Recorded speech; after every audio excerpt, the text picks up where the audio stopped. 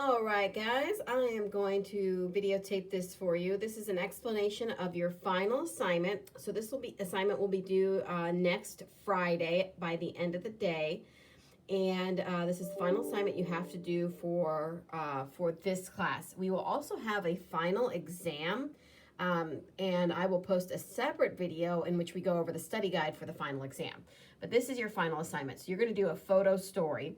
And you guys should already be pretty familiar with this because you looked up a photo story earlier this semester of a different photographer. So now you're just going to do your own. So the assignment is this. You're going to pick a news story or an issue. So you can choose poverty, minimum wage, fitness, athletics, services on campus, medical marijuana, politics, election fraud, whatever you want to do.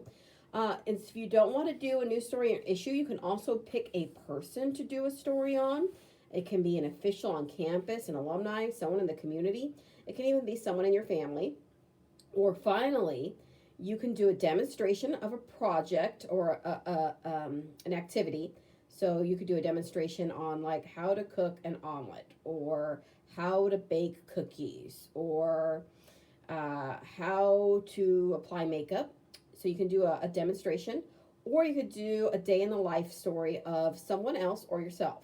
Basically, this is what I do from the moment I wake up to the moment I go to sleep. So you would try to kind of document a day's activities. So there's a few different versions you can do. Once you decide what your topic is going to be, you're going to take 5 to 8 pictures. When you turn this in, each picture needs to have a caption with it. And we did go over caption writing that last week in class. And you need to include names. So if your pictures have a picture of a person, even if it's you, we need the name in there of that person.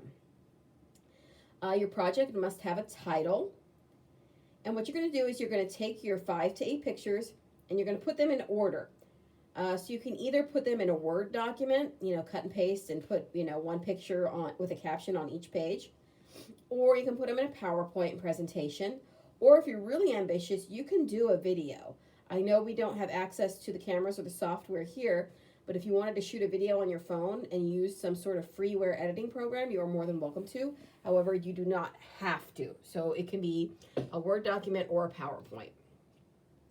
So what are you doing? You are telling a story using people. So introduce us to a character we care about. So even if you're doing a topic like minimum wage, that story should center around a person. So if you're doing like your topic on minimum wage, you could focus on somebody who is making minimum wage. If your topic is going to be police reform, you can center your story around a person who has been affected by police conduct or who is passionate about police reform. So you need to use a person in some way. You want to have an overall theme or story in mind. So you kind of want to know where you're going with this. And it is okay to have an opinion or an agenda in a photo story. So a photo story is not completely impartial or objective. You don't want to ignore the other side, but you can be pushing for a certain angle in a photo story. It's more like a feature story and opinion piece. So you can have an opinion or agenda. Tell us something new.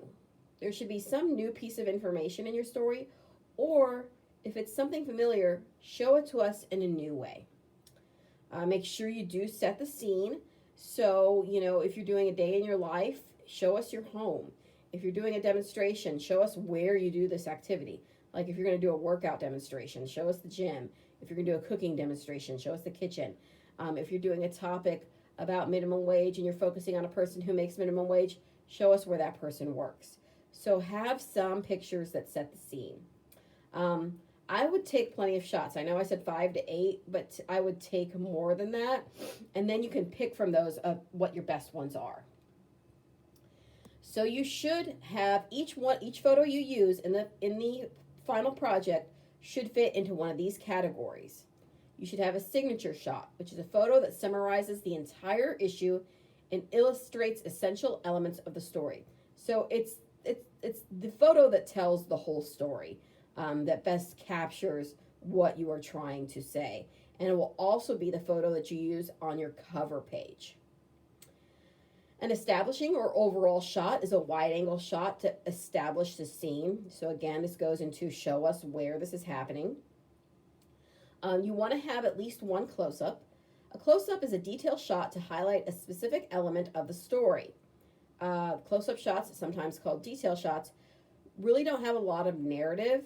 They don't often do a lot to inform the viewer on a literal level, but they do a great deal to dramatize a story.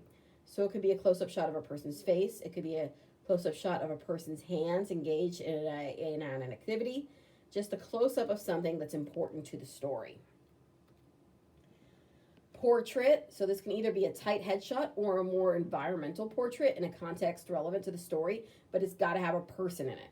And so that's why I told you got to have a person in your story, because you're going to have a picture of a person at some point. Interaction shots focus on the subject in a group during an activity. You don't have to have an interaction shot, but if you do, make sure you label it as such. You could also do a how-to sequence. That's a photo or a group of photos that offer a how-to about some specific elements of the story or process. So let's say you're doing a story again on minimum wage and you're following around a minimum wage worker at their job. One page or one slide might have like 3 pictures of it, just showing us something that worker has to do in the course of their job. And then, of course, your whole story could be a how-to sequence. And then the clincher. The clincher is a photo that can be used to close a story. The photo that says, the end. Okay? So if it's the minimum wage story, again, the end could be the worker clocking out at the end of the day, or getting home, or crawling into bed. Okay?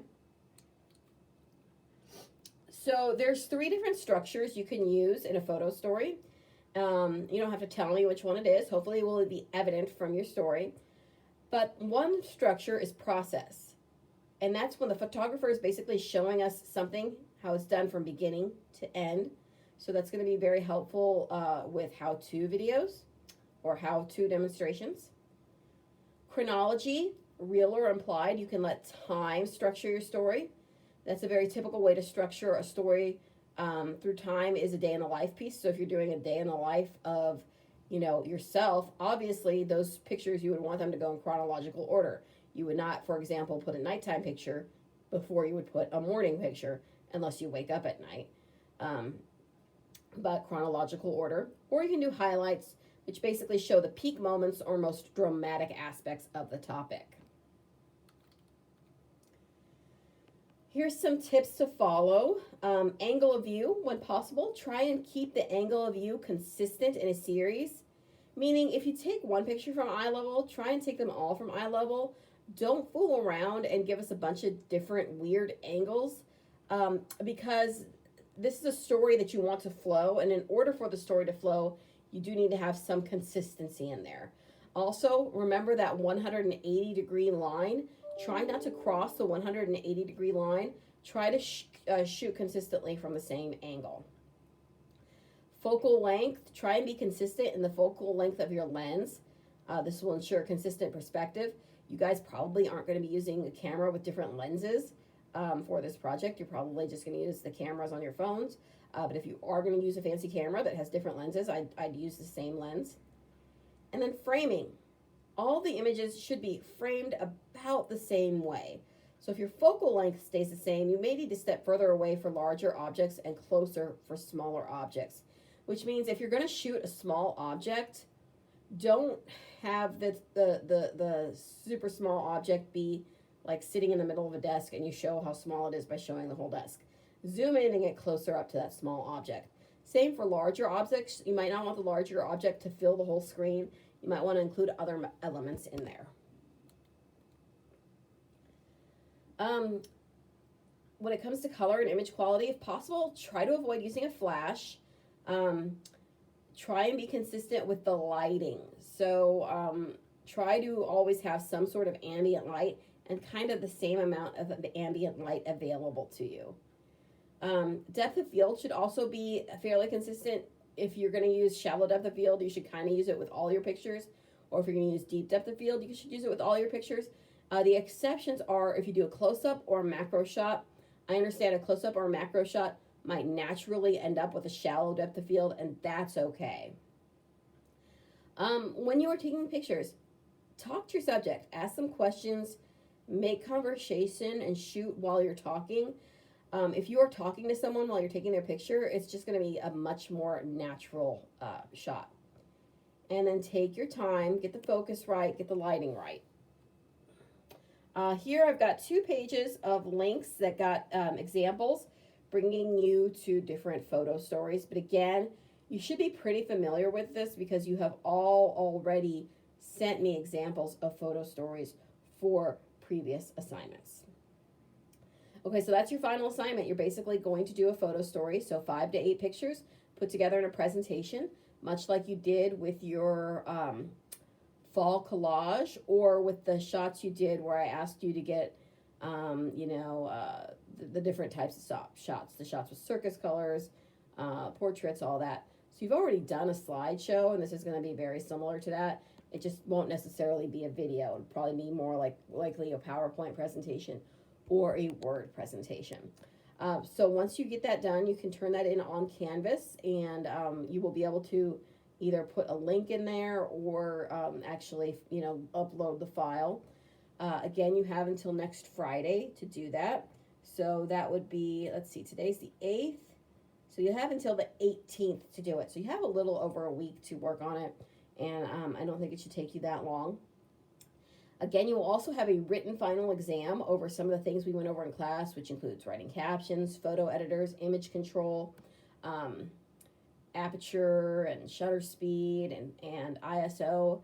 So I will post a review of the final exam study guide later today. All right, thanks a lot, guys. And if you have any questions, don't be afraid to text me or shoot me an email or give me a phone call. Bye.